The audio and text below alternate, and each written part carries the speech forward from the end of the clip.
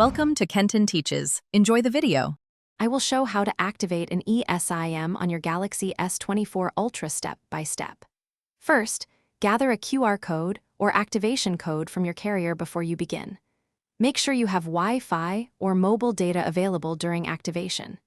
Check that your phone runs the latest system update in settings.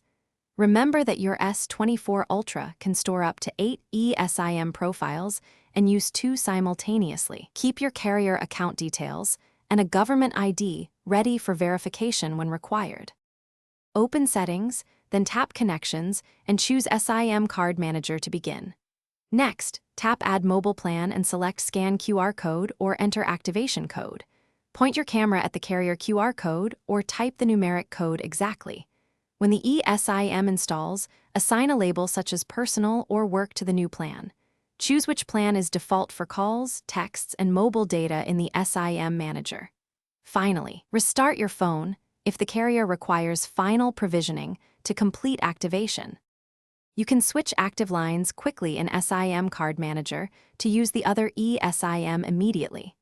To enable or disable an eSIM, tap its profile and use the toggle switch visible on screen.